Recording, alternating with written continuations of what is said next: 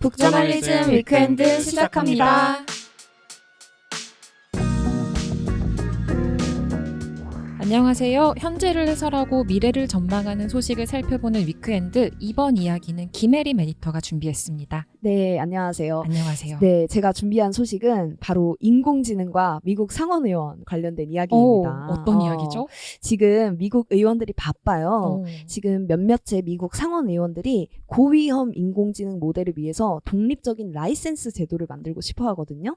그러니까 언제, 어떻게 감시하겠다, 그리고 어떻게 규제하겠다, 그리고 이렇게 개발해야 한다에 대한 가이드라인을 만드는 건데, 이 마이크로소프트 사장도 청문회에서 야, 우리도 라이센스 환영한다, 정말 적극 참여하겠다라고 말하기도 했고요. 네. 그래서 미국에서 이제 AI 제재가 조금씩 구체화되는 과정이라고 볼 수 있을 것 같아요. 그러면은 오늘은 이 인공지능의 제재랑 관련한 내용인가요? 저는 조금 더 깊이 들어가 보려고 합니다. 네. 혹시 승민 에디터 데이터 라벨러라고 들어봤어요?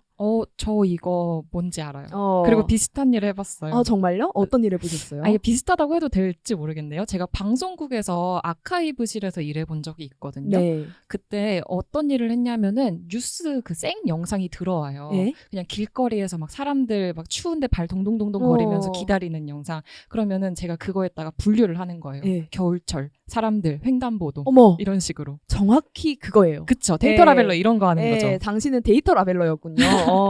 이 뭐 하는 사람이냐면 AI 시스템이 엄청난 양의 데이터를 흡수하잖아요. 네. 그때 인공지능을 안전하고 또 신뢰할 수 있게 만들기 위해서 학습 데이터의 라벨을 지정하고 그거에 따른 피드백을 보는 그런 직업이라고 할 수 있습니다. 그러면은 인공지능 영역에서 데이터 라벨러는 어떤 일을 하나요? 조금 더 구체적으로 이야기를 해볼게요. 네. 만약에 이미지를 인식해서 사진을 분류하는 인공지능 모델을 구축했다고 해볼게요.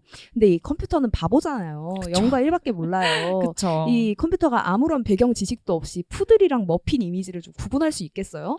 네. 프라이드 치킨이랑 푸들도 엄청 비슷하게 생겼는데. 그쵸. 그냥 네. 갈색이고 뽀글뽀글한 네. 느낌이죠. 그러니까 인간 손이 필요한 거예요. 인간의 머리도 필요한 거고. 그래서 다리가 4개고 조금 귀여운 느낌도 있고 이 귀같이 생긴 게 동그란 머리통 위에 달려있다 하면은 이건 강아지입니다 라는 걸 기계한테 알려주는 거죠. 라벨을 통해서. 그래서 이 과정을 계속 거치면 기계가 주인님 저도 이제 푸들과 머핀 구분할 수 있게 됐습니다. 눈치가 생겼네요. 네, 기계에도. 눈치가 생기는 거죠. 이 외에도 좀 감정 분석, 주제 분류, 키워드 추출과 같은 텍스트 분류도 하고요. 소리의 악센트 같은 걸 알려주는 오디오 라벨링이라는 것도 있다고 해요.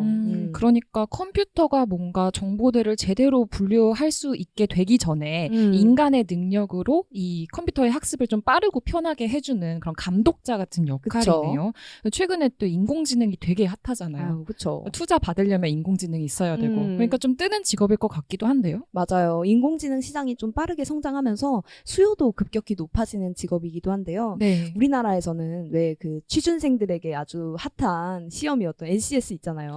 예, 국가직무능력 표준과 고용노동부 직업사전에 신생 직업으로도 등록되기도 했대요. 자격증도 있는데 AIDE라고 하는 자격증에서 1급과 2급을 획득하면 검증된 데이터 라벨러로 인정을 해줘요. 그래서 국내 데이터 가공업체 천여 곳에서 프로젝트 참여자 선발 시 우대를 해주고 고급 프로젝트에도 참여를 할 수 있고 프리랜서로 채용될 수도 있고 이런 다양한 기회를 얻을 수 있다는 겁니다. 정말 새로운 직업이 됐네요. 그렇죠. 근데 또 이게 연령과 성별의 제약 없이 일을 할 수가 있어요. 그리고 또 몇 시간만 잠깐 일할 수도 있는 그런 유연성도 갖추고 있고요. 네. 승민 에디터는 이런 일 또 해봤다니까 그때 어땠어요? 하면서? 저 솔직히 좀 잘했어요. 좀 에이스였구나. 네, 그래서 이 데이터 라벨러 새로 하게 되면 좀 잘할 자신 있다 이 생각 드는데요. 그러네요. 이게 사실 막 숙련도가 그렇게 필요하진 않고 정말 그때그때 판단에 의한 거라서 저는 뭐 괜찮은 직업일 것 같기도 하고요. 형구 에디터는 혹시 어떻게 생각하세요? 저는 해보면 한번 해보고는 싶죠. 이거 너무 재밌을 것 같고 또 이게 저는 그런 게 되게 궁금해요. 이런 일을 할 때 상상력이 얼마나 중요할까?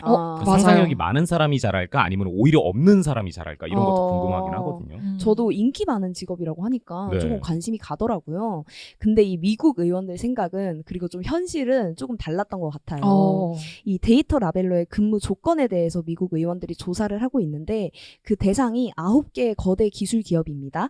이름만 들어도 아는 그런 곳들이죠. 뭐 마이크로소프트, 오픈 AI, 메타, 알파벳, 아마존, IBM MGM 뭐 이런 것들이에요. 우리가 기사 보면 진짜 맨날 예, 기사 나오는 정말, 곳들이에요. 예, 지겨운 곳들이죠. 네. 예, 버나드 샌더스 상원 의원을 포함한 의원 그룹이 이렇게 말했다고 해요. 이 작업은 본질적으로 필요함에도 불구하고 전 세계 수백만 명의 데이터 작업자가 지속적인 감시 아래 저임금과 혜택도 없이 스트레스가 많은 작업을 수행하고 있다. 그러니까 이게 돈도 안 주고 혜택도 없고 감시도 받는데 스트레스도 너무 많은 직업이다. 그러니까 너네 이거 이대로 하면 안 된다라고 이제 감시를 하겠다라는 거예요. 그러면 아까 전에 말했던 걸 좀 철회하고 싶어지네요. 아. 근무 조건이 안 좋다는 거잖아요. 그러면 일 자체가 좀 힘들고 지루하고 이렇게 느껴질 것 같기는 해요. 그 데이터 라벨러 근무 환경 어떻냐고 누군가가 이 미국 지식인 같은 곳에 물어본 포스팅을 봤거든요. 네네. 거기서 답변이 되게 인상적이라서 하나를 가져왔는데 일단 누군가는 데이터 라벨링을 이렇게 표현하더라고요. 지금까지 만들어진 작업 중에 가장 무의미하고 지루한 작업이다.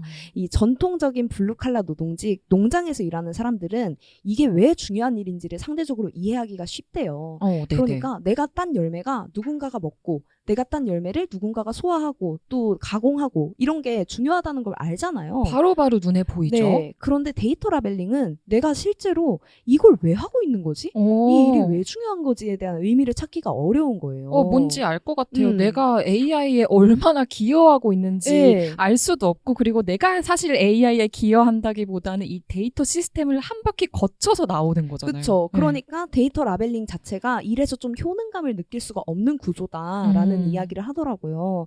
그리고 안정적인 일자리를 제공하는 건 사실 아니잖아요. 네네. 아까 그 자격증 이제 따면은 혜택도 네. 프리랜서로 고용될 수 있다 뭐 이런 혜택들이 명시가 되어 있었잖아요. 네네. 그러니까 안정적인 일자리를 제공하는 것도 아니고 그렇다고 지역 경제를 부흥시키냐 이게 뭐 농업이나 상업처럼 제조업처럼 그런 정도의 부가가치를 산출하는 것도 아니고 그냥 거대 기술 기업들의 어떤 배만 불려주고 있는 거 아니냐 이런 비판들이 나오는 거죠. 근데 거대 기술 기업들 사실 돈 많잖아요. 그렇죠. 네, 돈 많이 줘야 되는 거 아니에요? 얼마나 주고 있어요? 돈을 많이 줘야 할 것 같잖아요. 네네. 근데 평균 시급이 시간당 1달러에서 2.5달러 정도라고 해요. 잠깐만, 1달러가 지금 1,300원 정도 하죠. 네. 너무 가혹하다. 너무 가혹하죠. 네. 그러니까 챗 GPT를 실제로 신뢰도 있게 만들기 위해서 케냐 노동자들이 많이 고용이 되고 있다고 하거든요. 타임지가 이 올해 초에 단독으로 기사를 한 편 냈어요. 네네. 오픈 AI는 챗 GPT를 안전하게 만들기 위해서 시간당 2달러 미만을 쓰면서 케냐 근로자를 고용한다. 이게 기사 제목이었거든요. 이 보도에 따르면 케냐 노동자들이 성적 학대, 증오심 표현, 폭력을 포함한 다양한 정신적 스트레스를 유발할 수 있는 이미지를 수천 장 보고 그거에 라벨을 붙이는 일을 했다고 해요. 인터넷에 이런 자료 진짜 많잖아요. 근데 그쵸? 그 데이터를 이 챗GPT가 그대로 송출하면 안 되잖아요. 그쵸. 그러니까 거기에 이제 라벨을 붙이는 거죠. 네. 그리고 직원들이 매일 9시간 동안 근무를 하면서 막 1000개에 이르는 단어를 읽고 그거에 레이블을 지정해야 하기도 했대요. 그래서 직원들이 이런 업무로 인해서 자기가 상처를 입었다고 말하기도 했고 저는 이 부분이 제일 어이가 없었는데 막 오픈 AI에서 직원으로 일하면 되게 좋을 것 같잖아요. 네. 커피도 공짜로 계속 줄 것 같고 완전 첨단 시스템일 것 같아요. 1인당 1 안마의자 보급해 줄 것 같고 되게 좋을 것 같은데 이런 다양한 복지가 다른 회사 직원들한테는 적용이 되는데 이 데이터 라벨러 노동자들한테는 적용되지 않았다고 하더라고요. 그래서 한 노동자는 이 일을 하면서 인생이 다 끝난 것 같다. 희망이 사라지고 모든 걸 잃은 느낌이다. 너무 스트레스가 심했다. 이렇게 얘기하기도 했대요. 이게 오픈 AI 진짜 문제 많죠. 그거 말고도요. 왜 그 월드코인 한다고 막 그러잖아요. 그 네. 홍채 인식하는 거. 근데 그 처음에 홍채 인식 데이터를 막 받아와야 되는데 그거를 사람들이 이제 잘 하지를 않으니까 아프리카에 가서 막 사람들한테 이제 거짓말하면서 약간 홍채 인식 데이터 같은 거를 받았다 이런 얘기들도 있고요. 뭐 이런 직업들 우리가 꽤 논의를 많이 한 것 같아요. 왜 그림자 노동이라고 하잖아요. 그죠? 맞아요. 네. 그 오스트리아의 철학자 이반 일리치가 정의한 개념인데요. 쉽게 말해서 사람들 눈에 보이지 않는 노동이라는 뜻이에요. 대표적인 게 여성의 가사 노동이라고 할 수 있을 텐데 이반 일리치가 가사 노동이 그림자 노동이라고 한 이유가 이거예요. 가사 노동은 다른 임금 노동을 위한 재충전, 자극제 역할을 하도록 강제된 노동이라는 논지였어요.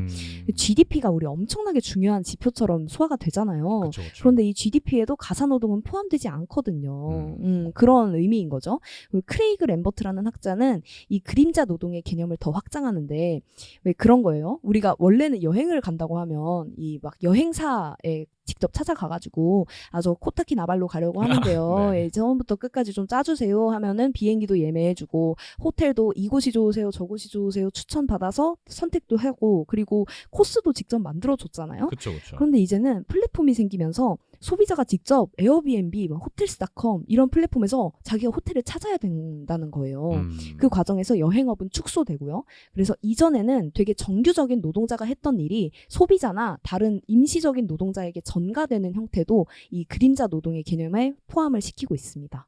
네. 이게 아무래도 좀 디지털화되면서 그렇게 되는 거 아닐까요? 디지털 전환이 되면 사람이라는 게 어쨌든 몸을 가지고 있는 존재잖아요. 네. 그래서 내가 직접 뭔가 몸을 쓰면서라든지 아니면 내가 눈에 바로 보이는 거라든지 이런 부분들이 중요한 것 같은데 옛날에는 좀 노동이라는 게 그렇게 좀 물성도 있고 내가 현장에서 좀 보람도 느낄 수 있고 이런 것이었다면 그림자 노동이라고 우리가 말하는 거는 좀 그에 따른 보상이 약간 적거나 아니면 없거나 뭐 보이지 않거나 맞아요. 뭐 이러다 보니까 이게 내가 지금 뭘 하는 건지도 모르겠고 스트레스도 더 클 것 같긴 해요. 네. 최근에 읽은 재미있는 책이 하나 있는데 그 이얼프레스라는 저널리스트가 쓴 더티워크라는 책이에요. 이 이얼프레스가 더티워크를 이렇게 정의하거든요. 모두가 꺼리지만 누군가는 해야 하는 비윤리적이고 불결한 노동. 그래서 이 책에서는 되게 다양한 직업을 다루는데 네. 예를 들어서 교도관, 그리고 드론 조종사, 도살장 노동자, 와우. 시추선 생존 노동자, 실리콘밸리 노동자까지 다루고 있어요. 진짜 이렇게 잘 상상이 안 가는 직업들이네요. 예, 그렇죠. 네, 이게 네. 무슨 일을 하는 건지 우리 눈에 잘 보이지도 않고 네. 그래서 예상 가지도 않고 그런데 또 필요 없다고 할 수는 없잖아요. 그렇죠. 그러니까 다들 이들에게 책임을 전가하고 편하게 그냥 보지 않으면은 들리지도 않고 생각도 안 해도 되니까 이렇게 살고 있다. 이런 문제 의식을 짚은 건데 네. 저는 특히 그 드론 그 부분이 좀 가장 충격적이었어요. 아, 네. 요즘에 그 전쟁이라는 게 옛날처럼 막 탱크 운전하고 대규모로 폭격하고 이런 형태가 아니라 딱 죽여야 하는 사람만 정확하게 포착해서 드론으로 살해하는 형태가 많다고 하잖아요. 그거 아세요? 미국은 그 네. 원하는 사람을 어디서든 죽일 수 있대요. 그러니까요. 네, 위에서 딱 떨궈가지고 죽이는 그런 게 다 사실 드론 조종사의 영역일 수도 있는 그쵸. 거죠. 네. 근데 이게 드론이 하는 게 아니잖아요. 사실 사람이 운전하고 그 사람을 식별하는 것도 사람이고 그냥 드론을 도구를 갖고 드론이라는 도구를 갖고 살해하는 건데 이 뒤에 숨겨진 노동과 이게 어떻게 만들어지고 어떻게 실행되고 있는지에 대한 역학은 잘 보이지 않는 거죠. 근데 이게 잘 안 보이기 때문에 생기는 문제 같거든요. 전쟁이라는 게 국가 대 국가로 치르는 거잖아요. 그런데 지금 그 책임을 개인한테 전가한 것처럼 보이기도 하거든요. 네, 맞아요. 책에서 이렇게 말하더라고요. 이 대부분의 드론 공습이 기자들이 접근할 수 없는 외딴 지역에서 벌어진대요. 네. 그래서 대중에게 알려지기가 애초에 힘든 구조고 이 드론 공급을 정부 측이 어떻게 표현을 하냐? 정밀하다. 정확하다 이렇게 표현을 하잖아요.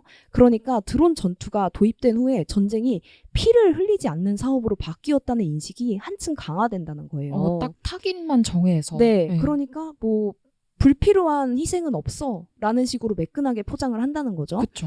그리고 이런 불투명성으로 인해서 시민들은 기본적인 사실 자체를 몰라요. 지금 이 나라가 누구에게 왜 폭탄을 떨어뜨리고 있는지조차 알 수가 없는 거죠. 그리고 뒤집어서 생각하면은 이 불투명성이 시민에게 또 편리한 구실이 되어주기도 하고요. 어떤 구실이죠? 그러니까 뭐 미국이 벌이는 이 끊임없는 전쟁이 있잖아요. 그쵸. 아까 현구 에디터가 표현한 것처럼 미국은 마음만 먹으면 누구라도 죽일 수 있다. 그쵸. 이거에 대해서 아주 깊이 생각하지 않아도 되는 거죠. 왜냐하면 보이지 않으니까. 그리고 딱 죽여도 되는 사람만 정확하게 그쵸. 타깃해서 죽이니까요. 정확하니까. 네. 그래서 이미 많은 국민들이 전쟁을 암묵적으로 체념하고 있다. 이렇게 책에서는 언급을 하더라고요. 그러면은 이렇게 전쟁 시스템이 발달한 것처럼 인공지능의 눈부신 발전 뒤에도 이렇게 보이지 않는 노동이 숨어 있다는 거네요. 그렇죠. 케냐나 인도 사람들이 대부분 이런 노동에 종사한다는데 사실 요즘 중국에서는 좀 저숙련 노동자가 없어서 난리라고 하잖아요. 맞아요. 사실 과거에는 좀 세계의 공장 역할을 하던 그런 국가였는데 말이에요. 맞아요. 그래서 인플레이션 온다는 말도 많더라고요. 네네. 원래는 이 적은 비용으로 데이터에 라벨링하는 단순 노동을 이 저숙련 노동자들이 택했었잖아요. 그렇죠. 그런데 요즘 베트남도 그렇고 중국도 그렇고 청년들이 대학에 많이 가잖아요. 맞아요. 근데 내가 대학 나와서 여기 공장 가야 돼? 이런 저숙련 노동 해야 돼? 라는 인식이 퍼지기 시작하니까 하고 싶지 않은 거예요. 그리고 돈도 더 많이 벌고 싶은 거고요. 네네. 그러면 소비자 가격은 높아질 수밖에 없겠죠. 그렇죠. 그게 결국에는 다 그 소비자 가격에 반영이 되죠. 그렇죠. 그래서 이 노동력 부족이 인플레이션 매니플레이션을 장기화할 거라는 분석도 많더라고요. 그리고 우리가 인공지능을 지금은 되게 무료로 많이 쓰고 있잖아요. 맞아요. 챗 GPT도 그렇고 공공재로서. 그래서 우리가 모두 이 지식을 우리가 모두 생산한 데이터를 우리가 모두 향유한다라는 게 어떤 기본 정신, 기본 개념 같은 건데 네. 이런 식으로 데이터 라벨링이나 그리고 노동에 있어서 정당한 가치를 그들이 과연 부여를 할 것인가 네. 또 첫 번째 문제일 것이며 그리고 부여를 한다고 했을 때도 그게 그러면은 결국에 소비자 가격으로 이제 전가가 되는 것이 아니냐. 그럼 결국 제로섬 게임이 아니냐. 이런 분석도 같이 나올 수 있는 거겠죠. 네, 게다가 저는 이게 사실 왜 데이터 라벨링이라고 하면요. 이게 되게 단순한 얘기 같잖아요. 네. 뭐 치킨이든 뭐 푸들이든 이런 거 구분하면 되는 거겠지라고 생각하실 수 있는데 그런 것들은 사실 하고 있는 데가 있어요. 캡차 아시죠? 리캡차 이런 거 사람인지 그 이미지 뭐 골라주세요. 당신이 사람인지 확인해 주세요. 로봇이 아닌지 확인해 주세요 하면서 신호등을 골라보세요. 오토바이를 골라주세요. 그렇죠. 그게 사실 그 듀오링고 창업자가 만든 거거든요. 그러니까 사람인지 이걸 그러니까 이미지 분류하는 일을 사실상 이제 고객한테 시킨 거예요. 근데 그러니까 전가한 거죠, 그거는. 근데 전가했다라기보다는 그 사람도 이제 그 업장 입장에서는 이 사람이 사람인지 이제 그 입증할 필요가 있는 그런 곳에 니즈가 맞는 곳에 그걸 개발을 해서 어쨌든 쓰는 거 아니에요? 우리 그쵸. 허락 안 받고? 아니 어쩐지 요즘엔 한 번으로 안 되더라고요. 맞아, 그죠. 세 번 그래서 쓰라고 번씩 그래. 시키더라고요. 그래서 저는 약간 맞게 해도 일부러 더 그러는 것 같아요. 이 라벨링을 시키려고. 근데 어쨌건 그런 획기적인 비즈니스 모델이 이미 있었던 거죠. 근데 인공지능이 너무 많이 발달을 하면서 이 데이터 라벨링을 해야 될 수요가 엄청나게 많이 생기고 그러다 보니까 오히려 간단한 라벨링은 이미 인공지능으로 될 거예요. 이 데이터 라벨러들이 지금 아마 노출된 상황들, 특히 이제 케냐라든지 저소득 국가라든지 어려운 국가의 노인분들은 막 혐오 표현이라든지 이런 것들 있잖아요. 그러니까요. 더 맥락을 알아야 되고 더 그 뉘앙스 같은 것들이 아주 복잡한 그런 것들이죠. 그래서 이게 조금 더 큰 영향으로 되돌아올 수도 있어요. 그쵸. 이것도 직업이잖아요. 그쵸, 전문성이 그쵸. 필요해요. 그래서 상원 의원들도 이걸 언급을 했거든요. 서한을 보내기까지 했는데 이런 안 좋은 근무 조건이 작업자에게 해를 끼칠 뿐만 아니라 AI 시스템의 품질도 저하시킬 거다. 결과적으로. 결국 그렇게 되면 편견도 쌓이고 데이터 보호도 위태로워질 거다. 그러니까 너네 조심 좀 해라. 우린 지금 걱정돼서 잠에 밤을 못 이룬다. 밤에 잠을 못 이룬다. 이렇게 하는 거예요. 잠의 밤을 못 이룬다. 네. 네. 그러니까 저는 이런 언급을 또 들으면서 그 생각도 났거든요. 이 소셜미디어의 콘텐츠 검열도 떠올랐어요.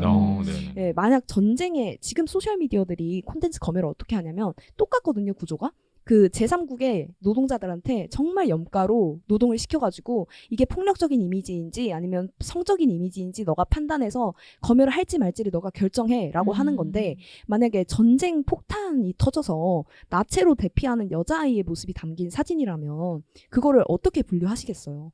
이게 알아야 되는 정보인지 아니면은 성적 이미지로 분류를 해야 되는 건지 굉장히 복잡한 문제잖아요. 너무 판단하기 어려운 문제인데요. 그런데 이런 쟁점에 대해서 충분한 숙고와 수기가 있어야 되는데 이걸 그냥 저렴하다고 외주화하면 결국에는 사회에 더 큰 문제로 돌아오지 않을까 이런 생각을 했습니다. 그렇습니다. 인공지능 시대를 준비하면서 생각해야 될 게 정말 많은 것 같아요. 이 사무실의 변화만이 아니라 보이지 않는 사무실에서 일하는 사람들도 있었네요. 맞아요. 제가 좋아하는 어떤 책 중에 노매드랜드라는 책이 있는데 거기 초반부에서 아마존 주차장에서 그 트럭이 있잖아요. 세워진 트럭에 사는 노동자들을 조명을 하는데 집도 없고 그렇다고 뭐 아마존에서 일하는 게 정규적인 직업도 아니고 그냥 계속 이동하면서 이 시즌제 일자리만 갖고 있는 거예요. 이게 굳이 인공지능뿐 아니라 플랫폼 노동 전반에서 일어나는 현상인 거를 이제는 모두가 주목하고 좀 해결해 나가야 하는 시점이 아닌가라는 생각을 하고 단순히 뭐 배달 노동자들이 모여서 권리를 주장한다고 보는 게 아니라 이런 형태의 노동이 표준이 된 사회에서는 무엇을 보완하고 또 해결해야 하는지를 같이 생각해 봐야 되는 때가 아닌가. 그래서 청취자분들도 모두 함께 이 어려운 문제, 복잡한 문제에 대해서 고민하고 댓글로 많은 의견 남겨주셨으면 좋겠습니다. 네, 최근에 플랫폼 노동자들이 그 플랫폼의 알고리즘이 취업 규칙이라면서 그 알고리즘을 공개해야 한다라고 얘기했던 게 생각이 나는데요. 데이터 라벨러 이야기에서부터 출발해서 플랫폼 노동까지 폭넓게 이야기 나눠봤습니다. 그럼 오늘의 위크엔드는 여기서 마무리합니다. 내일은 제가 준비했는데요. 여러분, 수능이 60일 남았습니다. 올해 수능에는 현역 고3 학생들이 아니라 N수생 비율이 28년 만에 최고치라고 하는데요. 불안한 어른들이 전문성 있는 직업을 위해 의대, 약대, 로스쿨 등 대학 교육 과정에 다시 지원하고 있는 겁니다. 이들이 느끼는 불안의 실체는 뭘까요? 30대의 진정성 있는 목소리로 그들의 삶과 불안을 알아보았습니다. 북저널리즘 위크엔드는 북저널리즘 웹사이트와 애플 팟캐스트, 스포티파이, 네이버 오디오 클립, 유튜브에서도 만나보실 수 있습니다. 그럼 내일도 위크엔드에서 만나요.